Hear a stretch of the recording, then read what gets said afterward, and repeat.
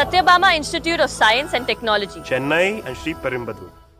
தமிழக வெற்றி கழகம் தனது தேர்தல் வாக்குறுதியில் விவசாயிகள் பெற்ற பயிர்க்கடன் உங்களுக்கு சிறு குறு விவசாயிகளுக்கு முழுமையாக தள்ளுபடி செய்வதாகவும் பெரு விவசாயிகளுக்கு 50% தள்ளுபடி செய்யும் தேர்தல் வாக்குறுதியில் இன்றைய முதலமைச்சர் மாண்புமிகு ஜோசப் விஜய் அவர்கள் அன்றைய தலைவராக இருக்கிறப்ப தேர்தல் பிரச்சாரத்தில் தன்னுடைய அறிக்கையில் இது அறிக்கை கிடையாது, இது உத்தரவாதம்.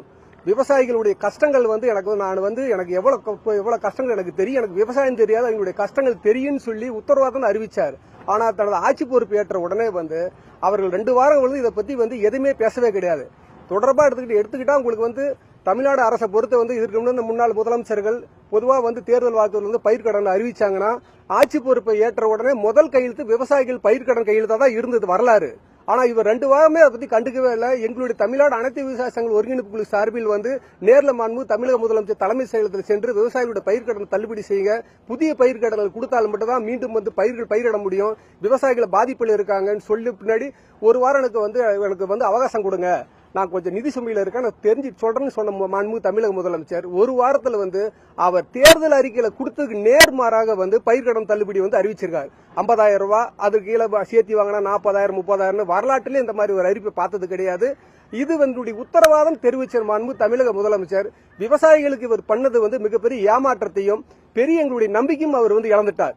மிகப்பெரிய ஒரு பெரிய அதிர்ச்சியில் நாங்க இருக்கிறோம். மீண்டும் இன்னைக்கு புதிய வேளாண் இந்த ஆண்டுக்குள்ள பயிர்க்கடன் செய்ய முடியாத நிலைமையில் நாங்க இருக்கிறோம். மாண்பு தமிழக முதலமைச்சர் ரிசர்வ் பேங்க் ஆஃப் ரூல்ஸையும் சொல்லாதையும் மத்திய அரசுடைய காரணம் காட்டாதையும் வழியா எங்களுக்கு என்ன வாக்குறுதி செய்தார பயிர்க்கடன் தள்ளுபடி செய்யணும். தமிழ்நாட்டு அரசை பொறுத்து இன்னைக்கு நிதி சுமைங்கிறது நீ 10 லட்சம் கோடிங்கிறது தன்னுடைய வருவாய்க்கு உட்பட்டு இருக்கிறதான். அந்த கடனையும் அவர் காட்டுறது முறையானதா இல்ல. அதே போல ஆர்பிஐ ரூல்ஸை பொறுத்து என்னன்னா அந்தந்த மாநிலத்தை பண்ற அந்த அரசாணுடைய தள்ளுபடியா இருக்கட்டும் நலத்திட்டங்களா இருக்கட்டும் அது அரசு சார்ந்தது. இதுல ஆர்பிஐ தலையிடாது. மாண்பு தமிழக முதலமைச்சர் இதை உணர்ந்து கொண்டு விவசாயிகளுக்கு கொடுத்த வாக்குறுதியை நிறைவேற்ற முன் வரணும். அதே போல பழைய நடப்பாண்டுல கொடுத்த பயிர்க்கடனை நிறுத்தி வச்சு இந்த ஆண்டுக்கு புதிய பயிர்க்கடன் வழங்க உடனே தீவிரம் நடவடிக்கை எடுத்து தமிழ்நாட்டில் ஒரு நிதியை பெருக்கி பழைய கடனை கட்டுறது முன்வரணும்னு சொல்லி மாண்பு தமிழக முதலமைச்சருக்கு தமிழ்நாடு அனைத்து விவசாயிகள் ஆற்றுப்பாசன விவசாய சார்பில் கோரிக்கை கொடுக்கறாங்க. ஒட்டுமொத்தமா எடுத்துக்கிட்டா விவசாயிகளுக்கு ஒரு 12,000 கோடி தள்ளுற மாதிரி வருங்க. இதுதான் இவர் அறிவிச்சது என்ன சொல்லக்கூடியதுன்னா மாண்பு தமிழக முதலமைச்சர் அவருடைய நேரடியில அறிவிப்பு இல்லைன்னு நாங்க விவசாயிகள் நினைக்கிறோம். இது போன்ற ஒரு அறிவிப்பு வரலாற்றில் பார்த்திருக்க முடியாது. யாருடைய தலைமைச் செயலர் யாருடைய அரசு அதிகாரியுடைய யோசனைகளை சொன்னாரோ என்னங்கிறது எங்களுக்கு ஒன்றும் புரியல. மாண்பு தமிழக முதலமைச்சர் அவர் நேரடியா அவர் என்ன அறிக்கை கொடுத்தார், விவசாயிகிட்ட என்ன வார்த்தை கொடுத்தோம், அந்த வார்த்தையை காப்பாற்றுறதுக்கு முன்ன வரணும். எங்களுக்கு உடனடியா பயிர்க்கடனை தள்ளுபடி செஞ்சு புதிய பயிர்க்கடன் வழங்கினா மட்டும்தான் நாங்க மேற்கொண்டு அடுத்த வெள்ளாமை போகக்கூடிய நிலைமையில் இருக்கிறோம். இந்த அறிவிப்புல ஒரு 6 லட்சம் பேர் பயனடைவாங்க. சுமார் ஒரு 12 கோடி ரூபாய்க்கு மேல தள்ளுபடி வருங்க. இதுக்கு முன்னாடி முதலமைச்சர்களா எடுத்துட்டு 2006 இருக்கட்டும் 8 இருக்கட்டும் 11 இருக்கட்டும் உங்களுக்கு 7,000 கோடி 6,000 கோடி 11 கோடி தள்ளுபடி பண்ணிருக்காங்க. இவர் 2,000 கோடி தள்ளுபடி பண்றாரு. இது எங்க விவசாயி எந்த பலனும் அடிக்காது. இது யாரு இந்த ஐடியா கூடன்னு தெரியல. தமிழக முதலமைச்சர் அவர் தான் அவருடைய அறிக்கையை பார்த்துட்டு என்ன அறிவிச்சுமோ அந்த அறிவிக்கையை பார்த்துட்டு விவசாயிகளுக்கு உடனடியா பயிர்க்கடன் தள்ளுபடி செஞ்சு புதிய பயிர்க்கடன் கழக வழிவகை கொடுக்கணும்.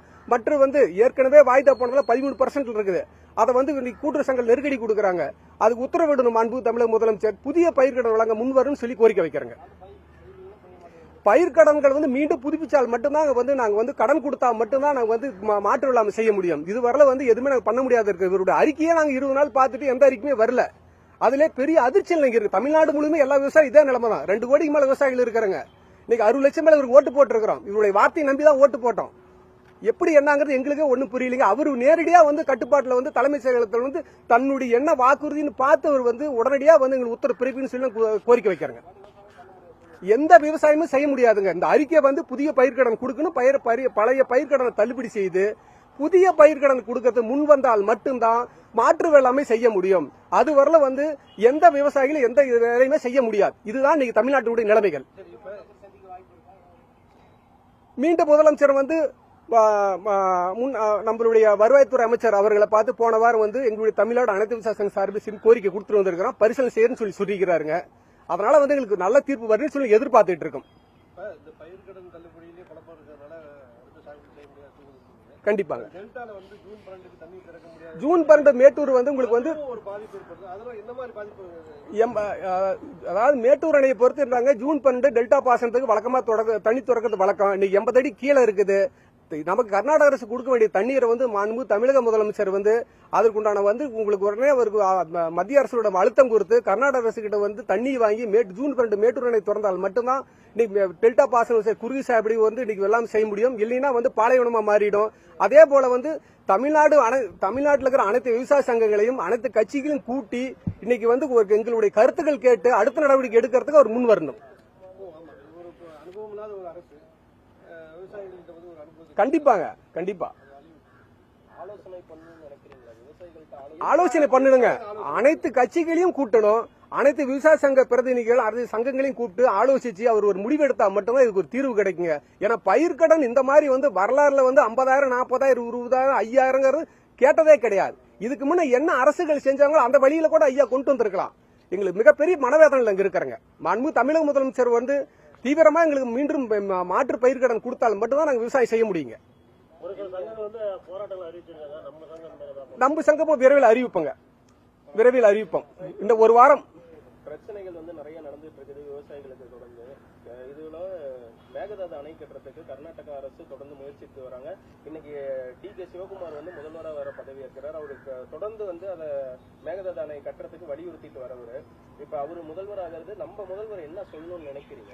டி.கே. சிவகுமார் வந்து கர்நாடக துணை முதலமைச்சரா இன்னைக்கு முதலமைச்சரா பதவி ஏற்றுக்காருங்க. அவர் இதுக்குன்னே வந்து ஏற்கனவே வந்து நான் அணை கட்டும் தொடர்ந்து வலியுறுத்திட்டு இருக்காரு. அதே போல வந்து இன்னைக்கு வந்து காவிரி கீழ்படுகையினுடைய பாசனங்கள் இருக்கிற நம்ம தமிழகமா இருக்கட்டும், கேரளாவாகட்டும், பாண்டிச்சேரிட்டும் இதனுடைய அனுமதி இல்லாத வந்து ஒரு கல்லுவோட எடுத்து வைக்க முடியாதுன்னு சொல்லி பல தடவை உச்சநீதிமன்றம் தீர்ப்பு கொடுத்திருக்கு. அந்த உச்சநீதிமன்றம் சொன்ன தீர்ப்பையும் மீறி வந்து அவர் வந்து அந்த வார்த்தையை விடுறாரு, கட்டத்தை முயற்சிக்கிறாரு. தமிழக முதலமைச்சர் வந்து உடனடியாக அனைத்து கட்சி, அதுதான் தீர்வு, அனைத்து கட்சியும் அனைத்து விவசாய சங்கங்களையும் கூப்பிட்டு உடனே எங்களுடைய கருத்துக்கள் ஆலோசனை பண்ணி தீவிர நடவடிக்கை எடுக்கிறதுக்கு முன் வரணும். Satyabama Institute of Science and Technology, Chennai and Sri Perumbudur.